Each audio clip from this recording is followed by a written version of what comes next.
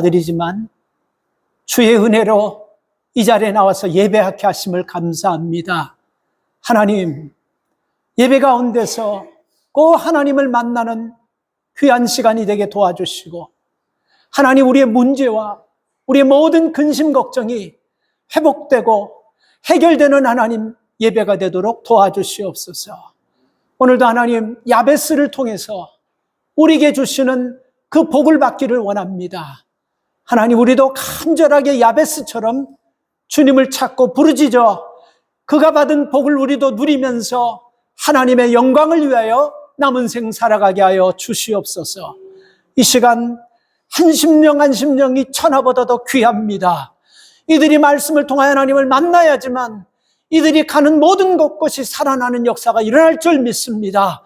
역사하여 주시고 함께 해주실 줄 믿고 예수님의 이름으로 기도 올리옵나이다. 아멘.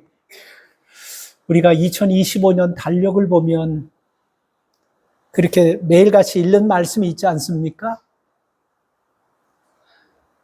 그래서 여러분, 우리가 말씀을 좀 읽어야 돼요. 하다가 포기하더라도, 쉬었다가 또 읽더라도 멈춰서는 안 됩니다. 조금 쉬더라도 다시 읽으셔야 됩니다. 지금 우리가 민수기 23장부터 이렇게 쭉 읽죠.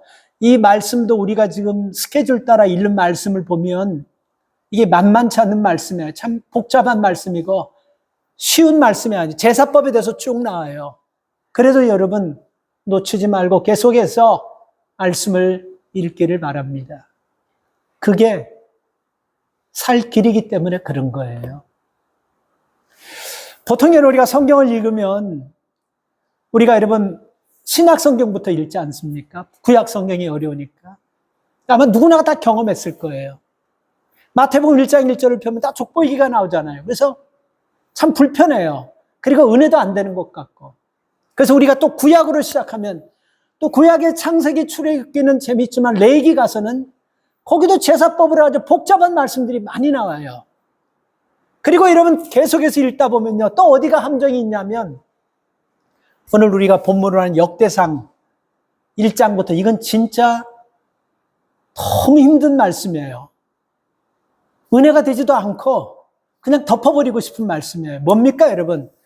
역대상 1장 1절부터 보면요, 노아, 아담, 노아, 셋 이러면서 여러분 아담의 후손들부터 족보들이 쭉 나오는데 장장 1장부터 9장까지 500명이 넘어요. 세다가 포개버렸습니다. 너무 많아가지고. 이름도 부르기도 불편하고 발음조차도 힘든 이름들이 500명이 낳고 성경에 그 자그만 책에 뭘 그렇게 넣어놨을까 하는 그런 의심이 들 정도로 500명의 이름이 쫙 나와요. 한번 읽어나 보세요, 여러분. 이게 여러분 이스라엘 백성의 족보책입니다. 근데 우리가 이런 족보책을 읽다가 다 이름이 나오고 이름이 나오고 이름이 나오는데 어떤 이름이 딱 나오는데 누구 이름이 나오냐면 야베스라는 이름이 딱 나와요. 다 이름이 나오고 또 이름이 나오고 또 이름이 나오는데 야베스라는 이름 뒤에는요, 해석이 붙어버립니다. 왜 해석이 붙었냐면 바로 이 야베스가 여러분 기도의 사람이었고, 오늘 이 본문 말씀의 제목처럼 야베스는 기도를 통해서 운명을 바꿔버린 사람이기 때문에 그래요. 그러니까 야베스가 여러분 우리의 기도의 모델이 될 수 있는 것입니다. 우리가 전쟁 중에 아말렉과의 싸움에서 모세가 손을 들고 여러분 기도했을 때 여호수아가 아말렉과의 전쟁 이겼죠. 그죠? 이게 기도의 여러분 굉장히 모델이 될 수 있는 장면이에요. 그래서 여러분 집에서요 가정을 놓고 이렇게 손 들고 기도할 때 좀 불편하면 괜찮아요. 화장실에 들어가서도 아무도 본 앞에서 1분이건 50초건 10초건 기도할 때 손 들고 이름 부르면서 기도하기를 축복합니다.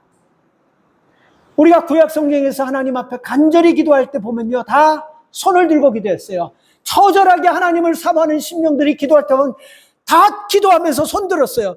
그 이스라엘 백성들이 회개할 때 수문 앞 광장에서 학사 이스라가 말씀을 읽는데 다 일어나가지고 아침부터 점심 때까지 손 들고 기도하면서 회개했습니다. 하나님 그 기도를 들으시고 성령이 그 자리에 머무는 역사가 일어난 것입니다. 그 소리는 기도하면서 강력한 메시지가 되는 것은 아말렉의 기도라든지 아말렉과 전쟁에서 모세의 기도라든지 오늘 이 본문에 나오는 야베스의 기도가 굉장히 우리에게 중요하다는 것입니다. 이 야베스는 누구냐면요. 오늘 9절 말씀을 보면 야베스가 누구고 10절에 보면 이 사람이 어떤 기도를 했는지 아주 짧게 나와 있지만요. 굉장히 메시지는 무척 많이 들어있는 메시지라는 것입니다. 자, 이 9절 말씀을 보면 그 어미가 이름하여 야베스라 했으니 이는 내가 수고로이 낳았다 하미러라. 야베스라는 이름의 뜻을 여러분 9절에서 얘기해요. 수고로이 나왔다라는 뜻인데 히브리어 뜻 보면요. 페인이라는 뜻이 있습니다. 고통이라는 뜻이 있어요. 아니 왜 자식을 낳는데 보편적으로 그 당시 보면 이스라엘에서는 아버지가 이름을 다 짓는데 왜 어머니가 지었을까? 그리고 그 어머니가 이름 짓는 것도 보면 아니 무슨 이름을 갖다가 만약에 제가 이씨라고 한다면 이 고통, 이 슬픔 이게 얼마나 이게 무슨 우습습니까 여러분? 그리고 이 이름을 가지고 어렸을 때는 그냥 부르면 부른 대로 알지만 커서 여러분 이 이름이 얼마나 우습겠어요. 저희 손자 이름을요 잭슨이라고 지어가지고 야, 이 잭슨이 뭐냐? 그것도 성경적인 이름이라는 거예요. 그래서 이러면 한국 이름을 하나를 지으려고 내가 그러니까 내가 기도하면서 지으니까 우리 아내가 벌써 져버렸어요. 뭐라고 졌냐면 민국이로. 민국, 이민국. 그래서 좀 별로 안 좋지만요. 뭐 어떤 의미가 있어서 이제 그래서 우리가 민국이라고 자꾸 부르려고 그래. 근데 얘가요, 이 어린애가 뭐를 좀 아는지요. 자기네 집에서는 What's your name 하면 잭슨리 하고 우리 집에서 오면 What's your name 하면 민국 이래버려요. 환장이 되니까요. 민국이래. 자기가 민국이라는 거예요. 우리가 이름이라는 것은 여러분 참 중요한 것입니다. 이 성경에 나오는 인물들을 보면요. 그냥 이름을 지은 것이 아니라 요즘도 그렇지만 그 당시에도 부모가 자식을 낳고 이름을 지으면 다 뜻이 있는 거예요. 근데 참 아이러니한 이름들이 가끔 있기는 해요. 야곱이라는 이름도 그 좋은 이름은 아니지 않습니까? 그죠? 협잡하는 자, 속이는 자, 남을 아프게 하는 자, 뭐 이런 좋지 못한 뜻이 있어요. 근데 하나님을 만나서 이스라엘로 바뀌었지 않습니까? 그리고 사무엘상 25장에 보면 지난주에 잠깐 말씀했지만 나발이라는 사람이 있잖아요.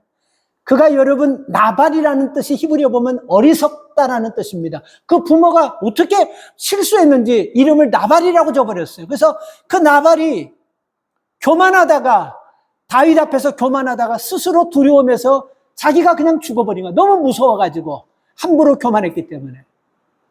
그리고 사무엘상 4장에 보면요. 남편 비느하스가 전쟁터에서 나갔다가 죽어버렸어요. 근데 남편이 전쟁터에서 죽었다는 소식을 듣자마자 이 비느하스의 아내가 아기를 낳는데 아빠가 죽어버렸으니까 이름을 줘줘야 되는데 그 비느하스의 부인이 이름을 뭐라고 짓냐면요. 이가봇 져버립니다. 이 이가봇이라는 뜻은 뭐냐면 히브리어로 하나님의 영광이 떠나버렸다라는 이게 얼마나 불행한 겁니까? 좀 더 신중해야지. 하나님의 영광이 떠나버렸다는 거예요. 하나님의 영광은 떠나지 않아요. 우리가 하나님의 영광을 떠나는 거죠. 절대로 안 떠납니다. 우리는 오늘 이 본문에 이 야베스라는 사람을 통해서도 하나님의 영광은 떠나는 것이 아니고 우리가 하나님을 떠난다는 것을 우리가 깨닫게 되는 것입니다. 그래서 여러분 사람은요. 이름이 굉장히 중요해요. 솔로몬이라는 여러분 이름의 뜻은요. 피스라는 평화라는 뜻입니다. 그래서 그런지 이스라엘의 왕들 중에 많은 왕들이 있었지만 한 번도 전쟁 치르지 않은 왕이 누구냐면 솔로몬이에요. 이렇게 여러분 이름이라는 것은요. 한 사람의 운명과 연결이 되어 있고 한 사람의 일생을 그 이름을 통해서 어떻게 살지도 예측할 수 있는 굉장히 중요한 겁니다. 그런데 아무리 우리가 이해하려고 해도 이 9절 말씀을 보면 야베스라는 이름은 좀 심했던 것 같아요. 아마 홧김에 애따 모르겠다 하고 그냥 엄마가 지어버린지 참 심했던 것 같습니다. 그래서 여러분 요즘 여러분 우리가 가끔 우리가 이름을 개명하는 어른들이 있어요. 예수 믿지 않는 사람들은 여러분 그 장명소 가서 돈 주고 그 부모가 지어준 이름을 나는 이 이름이 싫다 그래서 개명하는 사람이 있어요. 근데 우리 이건 아시죠? 이름을 개명하는 이유는 이름을 바꾸면 운명이 바꿔질까 봐 이름을 바꾸려고 하는 사람들이 많다. 근데 이거 아시잖아요? 운명은요. 이름 바꿔서 절대로 바뀌는 거 아니에요. 그렇죠? 운명은 내 인생의 주인을 만나는 순간 인생은 바뀌어버려. 운명은 바뀌는 거예요. 그래서 왜 여러분 페인, 고통, 아픔 이런 좋지 못한 여러분 이런 의미의 이름을 지었나 가만히 생각해 보면요. 이랬던 것 같아요. 그리고 엄마가 지었다고 한다니까요. 분명히 구절 말씀에 보면 어미가 이름하여 이렇게 했지 않습니까? 그러면 아버지가 없는 유복자라는 것을 우리가 예측할 수 있어요. 아, 이거 아버지가 없기 때문에 엄마가 지었구나.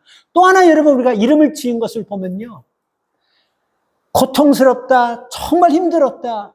이걸 가만히 보면 아마 아이를 낳을 때 굉장히 난산이었던 것 같아요. 너무너무 힘드니까 애 낳다가 엄마가 죽을 뻔한 그런 고비를 넘기니까 땀 났고 이거 너무 고통스럽다. 고통이다. 이렇게 졌을 수도 있어요. 또 하나 우리가 예측할 수 있는 것은 아버지 없지, 집 가난하지, 자식들 많지, 먹고 살 건 없는데 이게 또 하나가 태어나서가 장차 이걸 어떻게 먹여 살릴까? 이거 진짜 고통스럽다 해서 고통이라고 졌을 수 있어요. 그러나 여하튼 간에 여러분 중요한 것은 이겁니다. 우리가 부모가 이 아이가 고통스럽다고 인정해서 더 이상도 더 이하도 아닌 여기서 얘는 벗어날 수 없는 애라고 이름을 줬습니다. 그래서 그 인생을 보면요. 그럴 수밖에 없어요. 집은 가난하지요. 아버지는 없지요. 삶은 여러분 어둡지요. 근데 이런 가정에서 여러분 난 이 야베스를요. 하나님께서 그 인생을 뒤집어 주셨다라는 것. 이게 중요한 것입니다.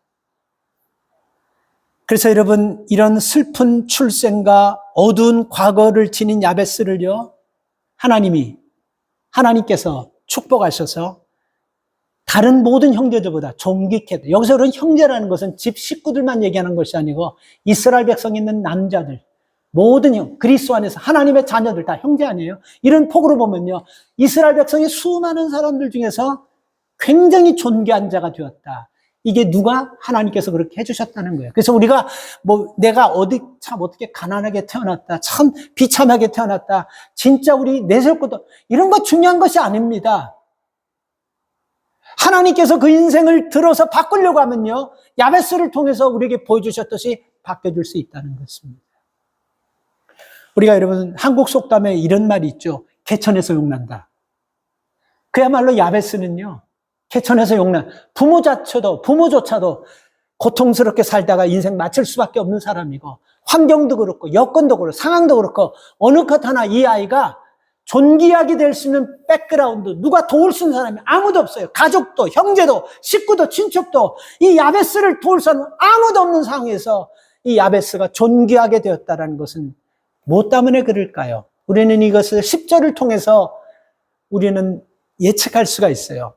그래서 저는 9절과 10절이 조금 아쉬운 게 9절과 10절 이 행간 사이에 설명을 좀 붙여놨으면 좀 더 좋았을 거예요. 그리고 10절로 옮겼으면 좀 이해하기 쉬운데 9절에서 그냥 고통스럽게 났다고 하고 10절에서는 야베스가 하나님 앞에 기도하는데 4가지 기도 제목을 딱 놓고 됐지 끝나버리는 거예요. 근데 우리는 여기서 기도하는 중에 하나님께서 우리에게 주시는 메시지가 무엇인지를 우리가 다 여러분 깨달을 수 있기를 주의 이름으로 축복합니다.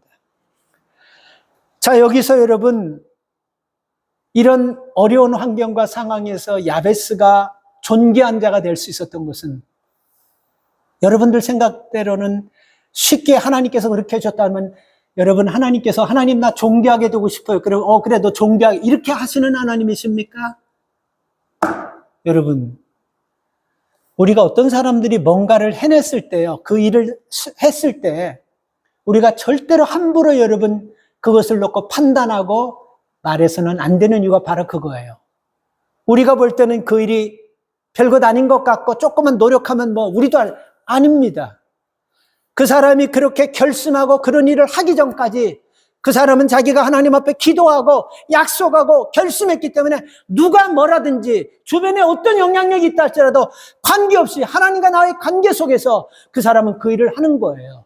그렇기 때문에 우리가 그 결과에 대해서 우리가 볼 때는 크니 작니 이런 얘기해서도 안 되고 그저 우리는 인정하면서 하나님의 은혜 안에서 저렇게 됐긴 했지만 그 과정은 우리가 모르니까 저게 하나님께서 하셨다는 이 정도로 우리가 받고 우리가 믿어줘야 된다는 것입니다.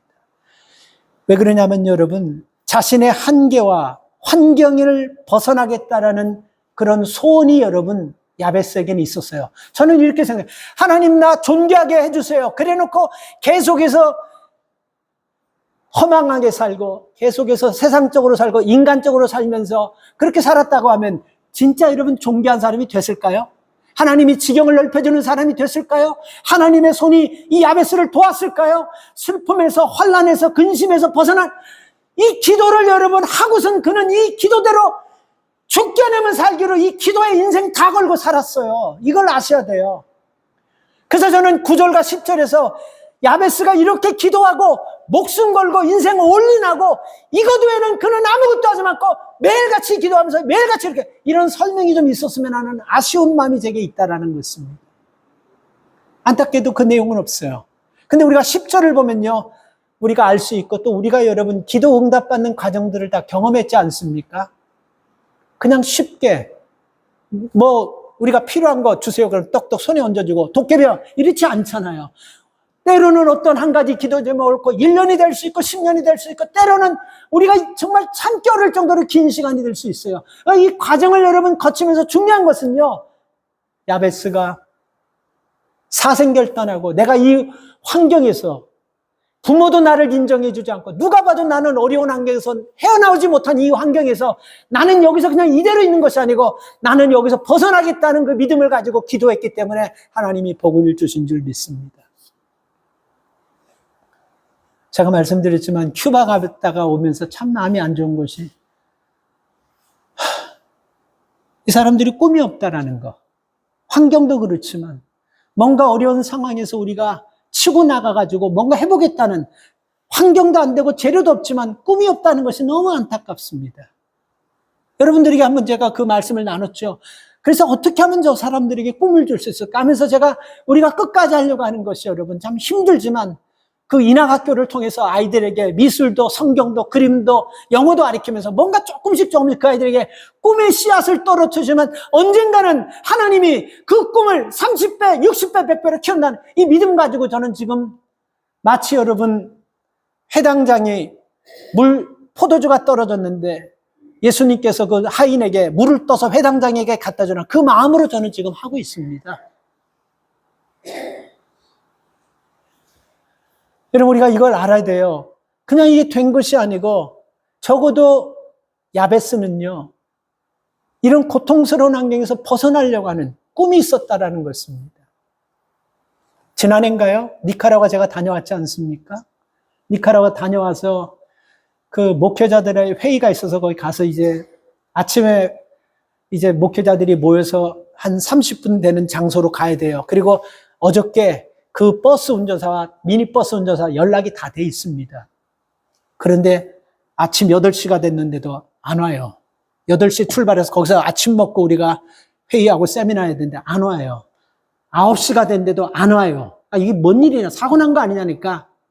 그때 비로소 그 선교사님이 그래요. 우리가 오기 전에 한 단기 선교팀이 왔는데 이 버스 드라이버에게 팁을 줬는데 한 달 월급보다 더 많이 준 게 그게 화근이 된 거예요. 그것 가지고 걔네들은 돈이 딱 들어오면요, 돈 다 떨어질 때까지 그냥 놀다가 돈 떨어지면 오는 거예요. 어떻게 안타깝던지. 왜 그렇게 삽니까? 꿈이 없기 때문에 여기서 내가 벗어나야겠다는 이런 마음이 없는 거예요. 그러니까 계속 그 삶이 반복되는 것입니다. 그래서 돈이 생기면 그 돈 가지고 그냥 며칠 동안 쓰는 거예요. 그리고 돈 떨어지면 그 선교사님이 얘기하래요. 돈 떨어지면 올 거예요. 그렇다고 잘라버릴 수도 없고. 참 어려운 이런 가운데서 사역하는 것을 보면서 저는 오늘 이 야베스의 모습을 보면서요, 만약에 우리에게 어려움이 있고 우리에게 힘든 일이 있다고 한다면요, 여러분 적어도요 이 믿음은 갖기 바랍니다.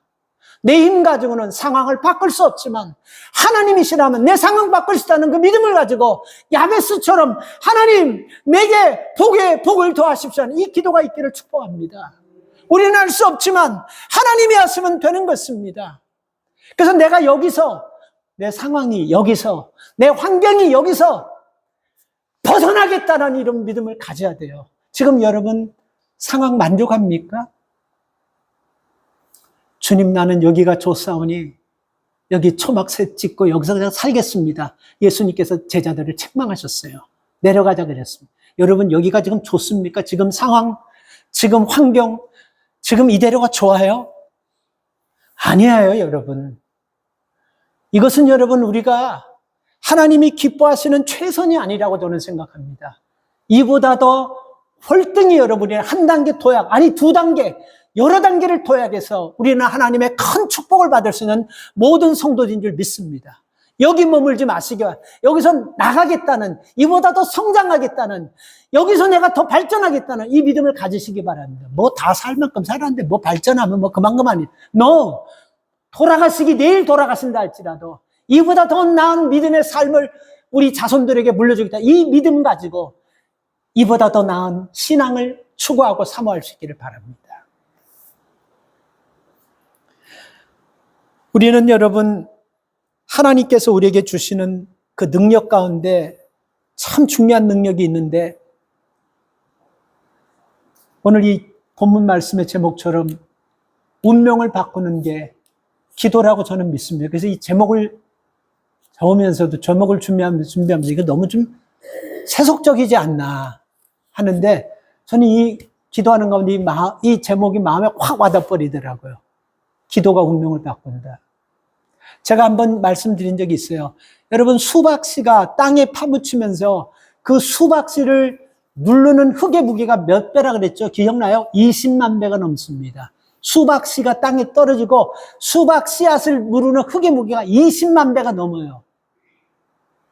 그런데 그 20만 배 넘는 그 프레스, 압력을 여러분, 그 작은 수박씨가 뚫고 줄기가 나고 자라서 큰 수박으로 나오기까지, 그걸 보면요, 수박씨에 20만 배의 흙무게를 뚫고 나올 수 있는 힘이 있다는 거 놀랍지 않습니까? 자, 그렇다면 생각해 보세요. 생각해 보세요. 기도의 능력이 수박씨만 못하겠습니까? 좀 믿고, 우리도 여러분, 내 삶이 나는 그냥 여기가 좋사온 이게 아니라면, 이보다 더 성장하고 발전하기를 원한다, 우리 자녀들이 더 잘 되기를 원한다면, 우리 가정이 더 잘 되기를 원한다면, 여러분, 여기가 좋사온 일가 아니라 하나님, 내게 기도의 능력을 주셔서 이 기도를 통해서 야베스의 운명이 변화되시, 내 운명도 변화되고 우리 가정도 운명이 되고 우리 자녀의 운명도 변화될 수 있는 믿음을 주시고 구할 수 있기를 바랍니다. 왜? 수박씨보다 20만 배가 아니고 2천만 배도 뚫고 나올 수 있는 힘이 기도의 능력이기 때문에 그렇습니다. 그래서 오늘 여러분, 우리가 첫 번째 기도할 제목이요, 오늘 10절 말씀처럼 하나님 내게 복의 복을 더하십시오, 이 고백이 있기를 축복합니다. 축복 구하세요. 여러분, 축복은요 나쁜 것이 아닙니다. 여러분, 우리 가정에, 여러분 개인에게 고통스러운 일이 있습니까? 복잡한 일이 있습니까? 문제가 있고 힘든 일이 있고 슬픈 일이 있고 짜증나는 일들이 있습니까? 문제가 오래 갑니까? 문제가 깊습니까? 문제가 큽니까? 말씀 준비하면서 이런 마음이 생기더라고요. 여러분의 문제만큼, 문제 사이즈만큼, 문제의 깊이만큼, 문제의 개수만큼 기도하면서 하나님 앞에 축복으로 바꿀 수 있을 줄 믿습니다. 그러니까 문제가 많이 있는 사람은요, 그냥 축복 덩어리로 생각하면서 야베스가 기도하듯이 우리도 기도하면요, 그 문제가 하나님께서 축복으로 바꿀 줄 믿습니다. 그래서 성경을 보면요, 하나님께서는 바꾸시는 역사를 많이 하셨습니다. 예수님께서 이 땅에 오셔서 바꾸는 역사를 많이 하셨어요. 그래서 여러분, 성경에 보면 제2의 야베스, 제3의, 제4의 수많은 야베스들이 이렇게 간절히 하나님이 응답해 주지 않으면, 이 기도에 응답해 주면 나는 살 수가 없어요, 이런 간절함 하나 가지고 기도해가지고 응답받는 사람이 굉장히 많다는 것을 여러분 아셔야 돼요. 예를 들면 여러분, 바디메오라는 사람이 있지 않습니까? 소경이에요. 근데 여러분, 앞을 보지 못해요. 근데 예수님께서 여리고로 지나간다는 소문을 듣고, 이 예수님이라면 내 눈 뜰 수 있다는 확신을 가지고 악을 쓰면서 다윗의 자손이 위해서 나를 불쌍히 여기십시오 하고 계속해서 악을 씁니다. 근데 제자들이 종이 하나, 사람들이 시끄럽다 그래도 그는 사생결단하고 이 타임이 아니면 이 찬스를 좀 나는 영원히 봉사로 산다는 이런 위기감과 이런 간절함으로 피가 나도록 부르짖었을 거예요. 근데 예수님 들으시고 바디메오를 불러서 눈뜨게 했습니다. 이런 변화가 있는 거예요. 죽은 회당장 야이로의 딸을 놓고 예수님께서 달리다고 하니까 죽었다가 살아나는 변화가 있었습니다. 우리가 잘 알듯이 베데스다에서 38년 된 병자가 예수님 만나면서 일어나는 인생으로 바뀌었습니다. 혈증 앓던 여인이, 고통받던 여인이 예수님 만나서 바뀌었습니다. 간음하다가 현장에서 잡힌 여인이 예수님께 용서받고 기쁨의 여인으로 바꿨습니다. 복음을 증거하는 것을 핍박하고 예수 믿는 사람을 잡았던 그 사울이 복음을 전하는 바울로 바꿨습니다. 이게 하나님 바꿔주시는 하나님이세요. 지금 우리의 문제가 있고 우리의 아픔이 있고 우리의 걱정 염려가 있는데 그거 다 여러분 우리가 축복의 재료가 될 줄 믿습니다. 저는 야베스가 하나님 앞에 기도할 때 이런 마음으로 기도한 것 같아요. 여러분 우리가 야곱이 야복강가에서 기도한 내용 기억납니까? 하나님의 천사가 막 씨름할 때 그때 환도뼈가 부서졌는데도 불구하고 야곱이 하나님의 천사를 놓지 않았어요. 그렇죠? 그래서 하나님의 천사가 놔라 그랬어요. 날이 밝아지면 사람들이 다 보기 때문에 놔라. 난 가야 된다 할 때 야곱이 한 얘기가 뭐죠? 나를 축복하기 전까지는 나 이거 놓을 수 없습니다. 이게 왜냐면요. 야곱에게는 생사가 걸리는 거예요. 간절함이 걸려요. 야곱 돈 무척 많이 벌었습니다. 외삼촌 집에 가가지고 재벌이 되었어요. 무척 많은 부자가 되었어요. 근데 뭐가 여러분 그게 아킬레스건이냐면 형이 300명의 자객을 거느리고 장자권을 빼앗겨서 야곱을 죽이려고 지금도 쫓아다니는 그것이 야곱에게는 일생 때 가장 큰 문제가 된 거예요. 그래서 하나님께서 나를 돕지 않으면 나는 아무리 재산이 많고 아무리 모든 걸 갖췄다 할지라도 나는 형 만나는 순간 죽는다는 이 위기감과 이 간절함 속에 나는 하나님 놓을 수 없습니다. 나를 축복하기 전까지는 이건 뭡니까?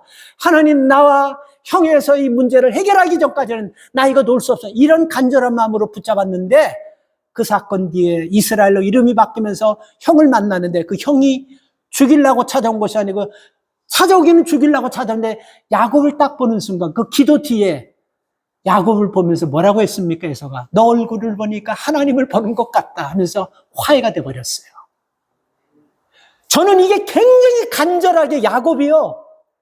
자기가 사기꾼 노릇하고 속이고 싹 다 버리고 나는 죽겨내면 살기로 아니면 안 된다는 이 절망감 가지고 기도했다고 저는 생각해요. 그래서 여러분 하나님이 응답해 주셨다고 저는 믿습니다. 자, 야베스가 바로 그거예요. 보세요.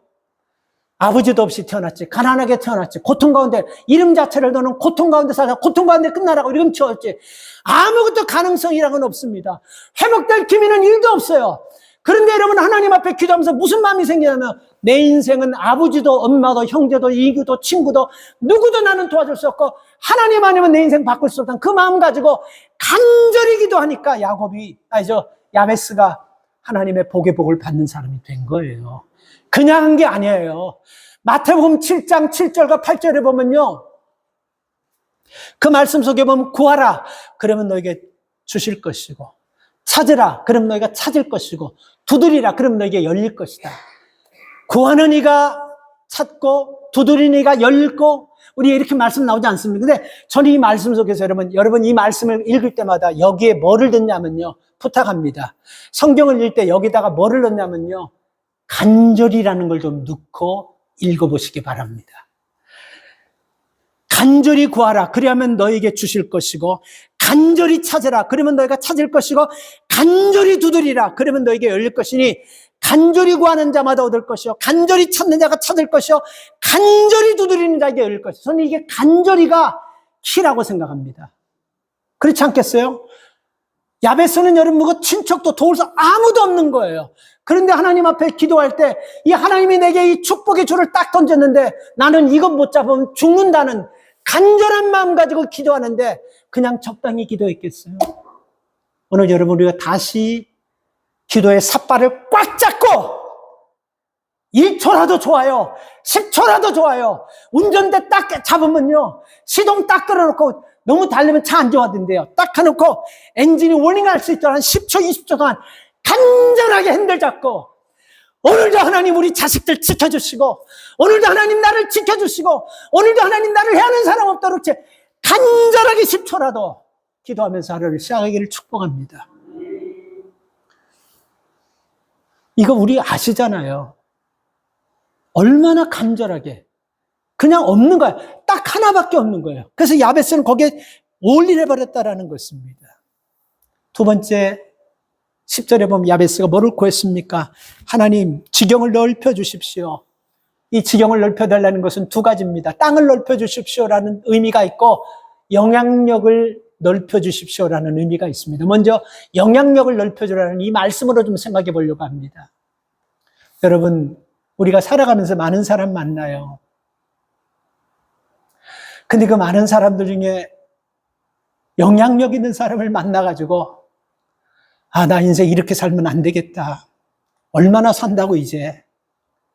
이렇게 살면 안 되겠다 하고 그 사람의 영향력을 받아가지고 인생 바뀌는 사람 봤습니까? 못 봤습니까?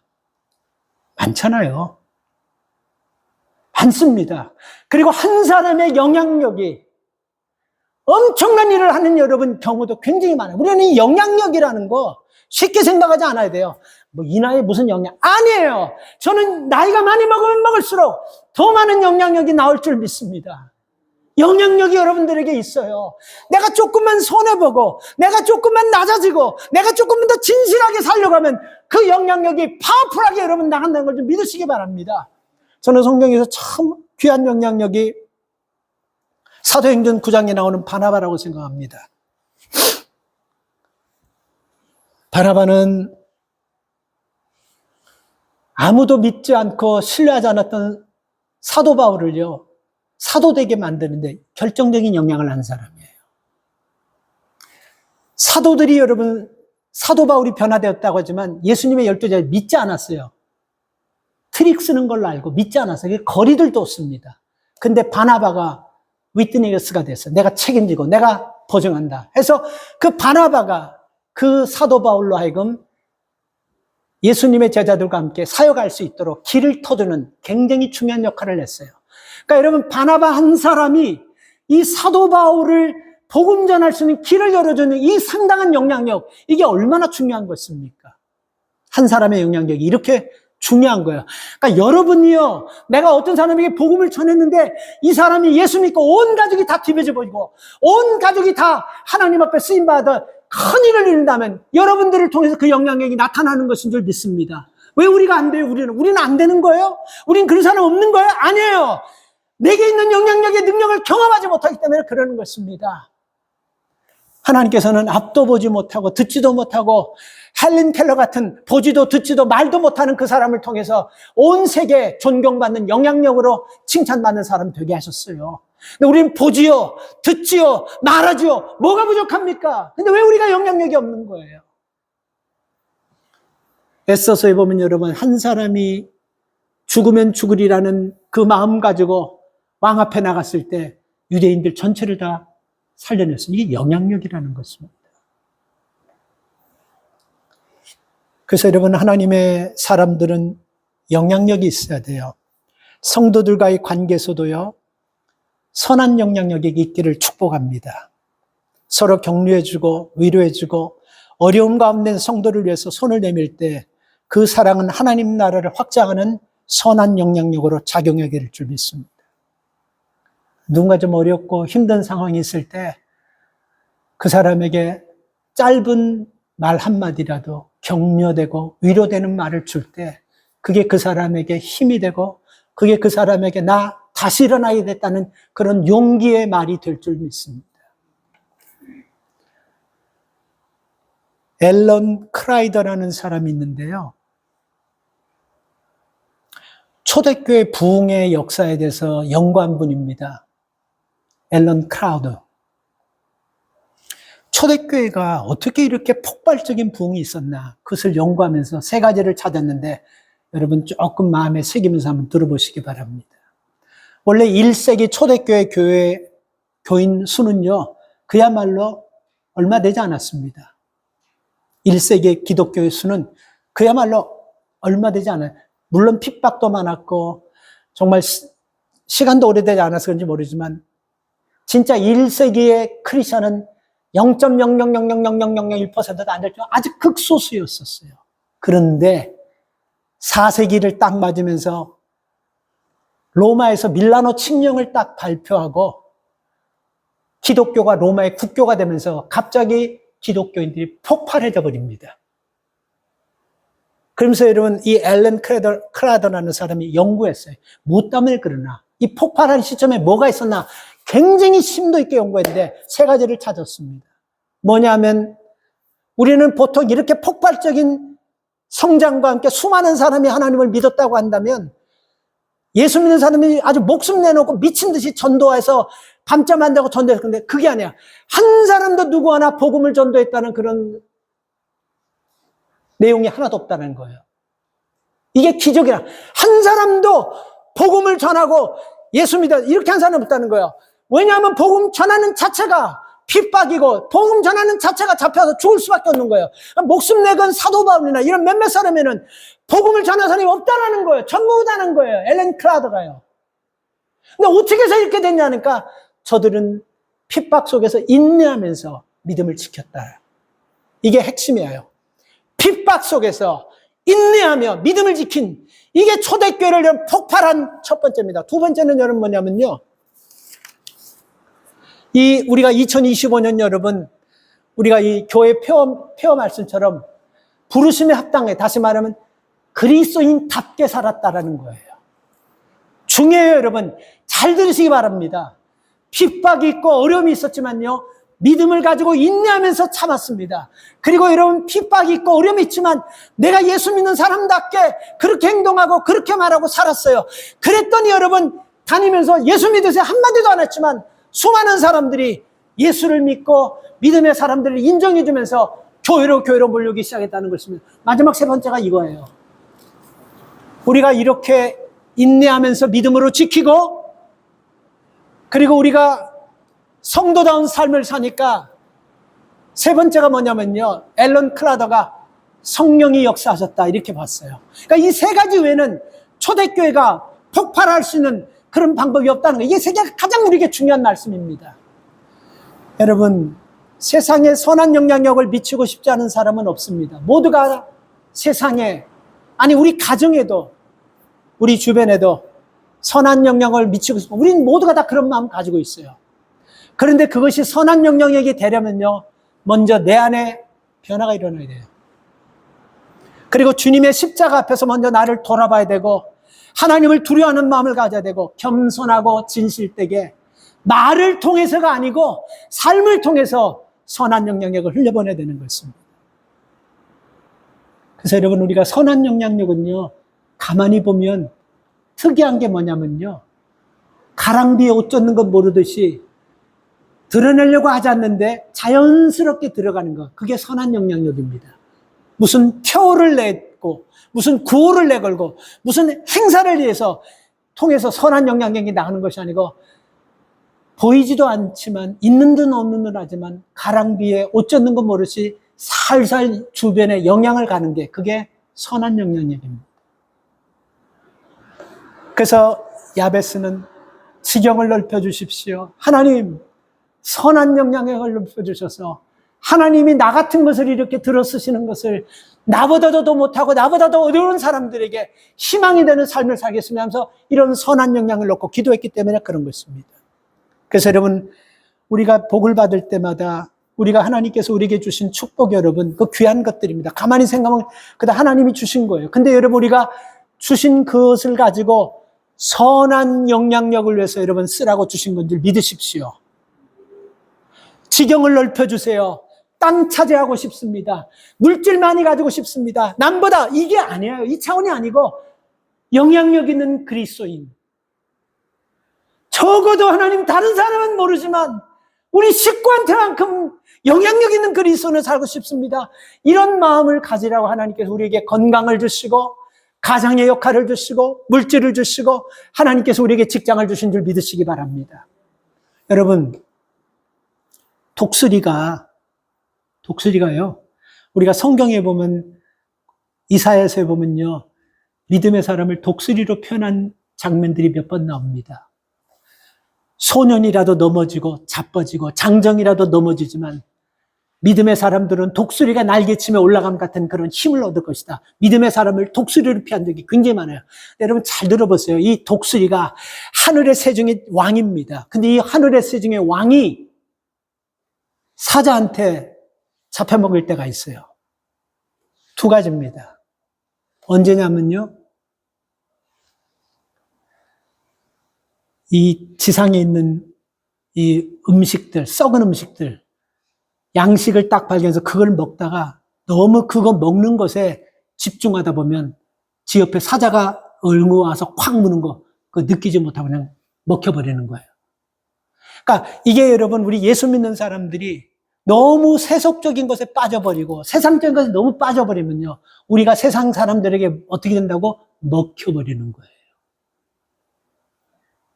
독수리가 여러분 그렇게 해서 먹히는 거예요. 두 번째는 뭐냐면요, 여러분, 우리가 어떤 위기를 딱 만나면 기도하면서 무릎 꿇고 믿음으로 뚫고 나가겠다, 이 마음이 생깁니까? 아니면 위축돼가지고 두려움과 염려와 공포 속에 확 질려버립니까? 어떻습니까? 두 번째가 이거예요. 독수리가 언제 사자에게 잡히면요, 갑자기 여러분 음식을 먹다가 사자가 확 나서 으르렁할 때 너무 겁에 질려버려가지고 내가 날 수 있다는 것을 공포 속에서 잃어버려버린 거예요. 그러면 잡혀버리는 거예요. 독수리는 예수 믿는 사람이라고 그랬습니다. 그렇죠?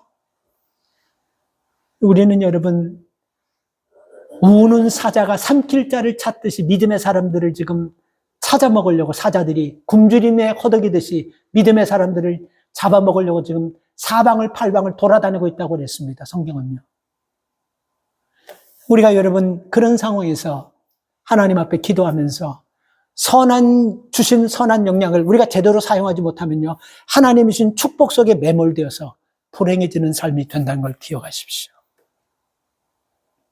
그래서 야베스의 기도를 들으시고 운명과 환경을 바꾸신 하나님은 우리의 기도를 들으시고 내 운명과 내 환경도 바꿔주실 줄 믿습니다.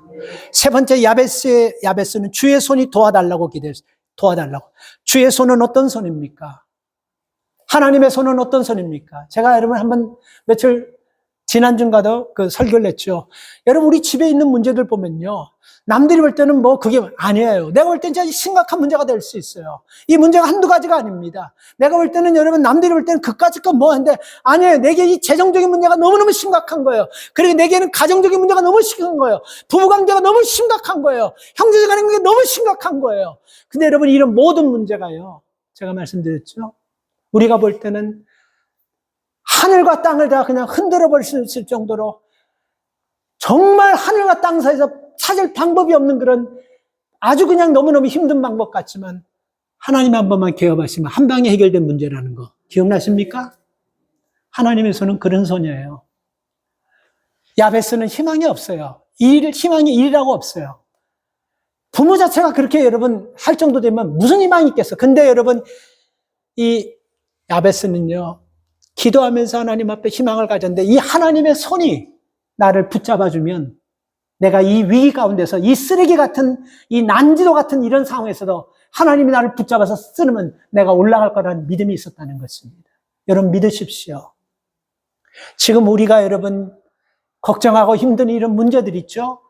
하나님께서 야베스를 잡아서 확 세워버리듯이 우리 자녀를 확 잡아서 세우시고 우리의 사업장과 우리 가정을 확 잡아서 세워버리면 누구도 붙잡고 늘어질 자가 아무도 없습니다. 반드시는 야베스를 보면서 우리가 알 수 있지 않습니까?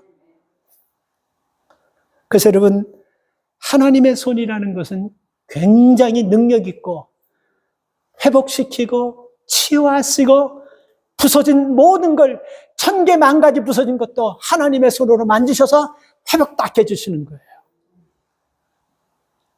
제가 여러분 오래전에 붓글씨를 한번 배워보려고 했는데, 그리고 저는 원래 이 글씨는 붓글씨가 아니고 그냥 사실 연필 글씨도 여러분 조금 제가 글씨는 조금 못 써요. 이게 자꾸 이제 타자를 치다가 이제 보니까 더 그렇게, 사실 글씨는 조금 왜 글이 이러냐, 저는 이게 글씨를 잘 못 써요, 여러분. 그런 제가 붓글씨를 한번 배워보려고 했는데, 야, 이거는 당체 그냥 떨려가지고 그냥 한 대여섯 개 근데 손목이 지가 나고 그냥 이게 막 떨리는 거야. 붓이 달달달달달 떨리는 거야. 그래서 붓글씨를 잘 쓰는 사람이 그러더라고요.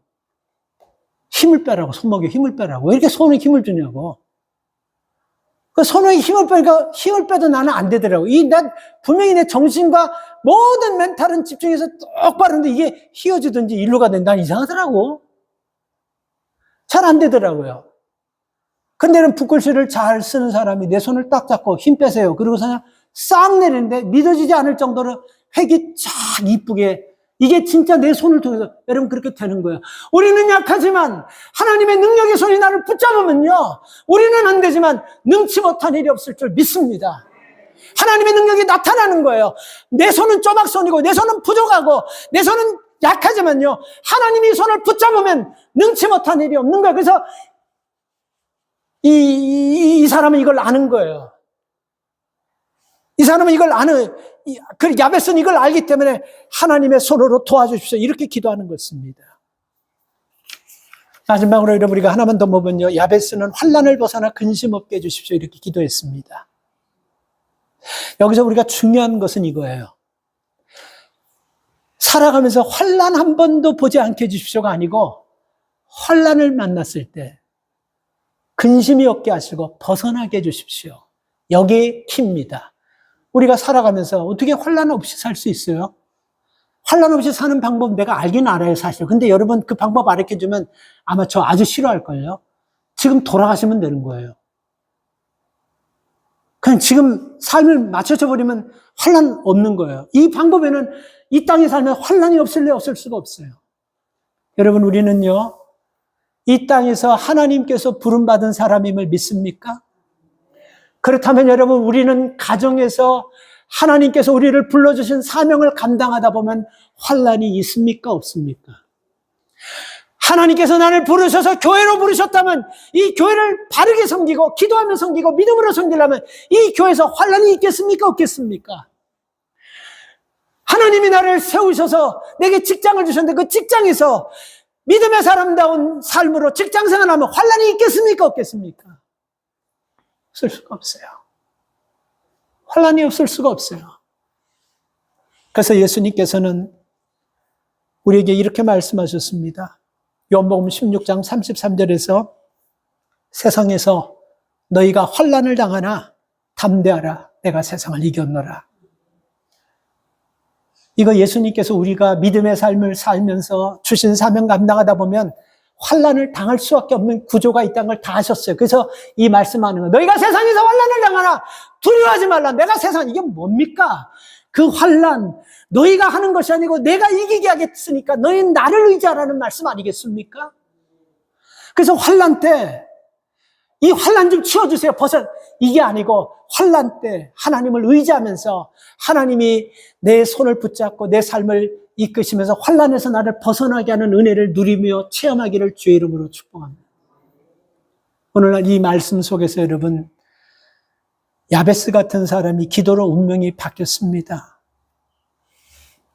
저는 야베스의 기도를 들으셔서 야베스의 운명을 뒤집었듯이 우리 기도도 들어주시고 우리의 운명도, 우리의 삶도, 우리의 기도 제목도 뒤집어 주시고 바꿔주실 줄 믿습니다. 문제는 이거 외에는 나는 살 수가 없어야 하는 이런 야베스가 간절함으로 외쳤듯이 복의 복을 주십시오. 아주 간절하게 외쳤습니다. 지경을 넓혀주십시오. 간절하게 외쳤습니다. 하나님의 손으로 도와주십시오 하고 간절하게 외쳤습니다. 환난과 근심에서 벗어나게 해주십시오. 간절하게 외쳤습니다. 이거 외에는 다른 거 선택할 수 없는 그 상황에서 외쳤을 때 하나님께서 야베스를 들어가지고 확 바꿔놓으신 줄 믿습니다. 우리에게 이 은혜가 있기를 주님의 이름으로 축원합니다. 하나님 감사합니다. 인간적으로 보면 야베스는 한 가지도